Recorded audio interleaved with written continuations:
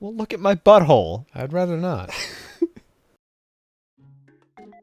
Wow, day 6 of this foolish thing where we talk about a game every day for most of May. Today we're talking about a game starting with the letter F. F.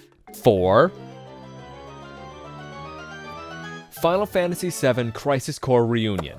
Now I know what you're thinking. There's no F's in Final Fantasy. And you're right, we agree, but this is the best game with an F in it we could find, and it won't be the last time we stretch the rules. Now, Fantasy Crisis VII Reunion Core Final. While Andy and I are not much for the Final Fantasy series of games, I have found myself gravitating toward the spin-offs and side stories Square Enix decides to expand their stories into. Things like Stranger of Paradise, and of course, Crisis Core. I had never owned the original, but when the remaster, Reunion, was announced, I knew two things about the game. One, it had gambling in it as a main mechanic, and two, it may help explain why Final Fantasy VII is so popular to someone who doesn't get it. Really?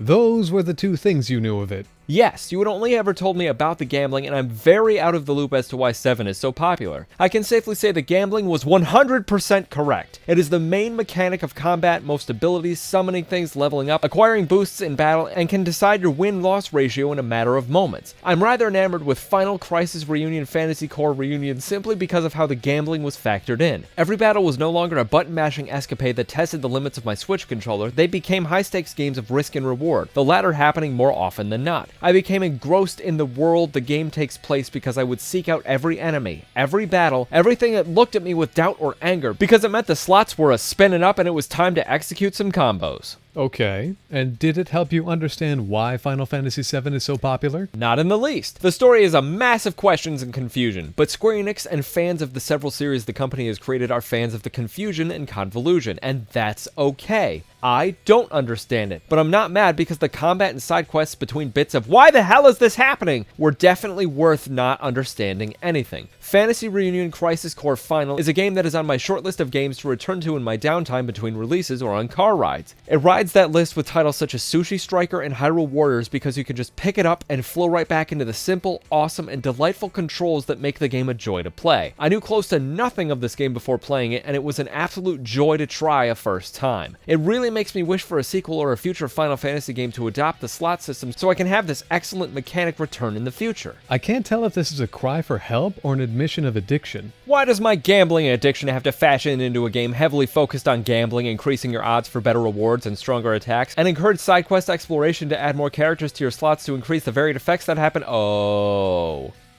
Well, it might tickle my gamble organ. Your spleenus. Yeah, my spleenus, in a way I can't explain accurately, except I enjoy the risk-reward system of gambling in video games, and this is the first RPG I've played that does it well enough that I would consider a return trip. Likely the only one that does it right. It's also a fun game. I enjoyed my time playing through it even if I didn't understand a lick of story. Still a great time.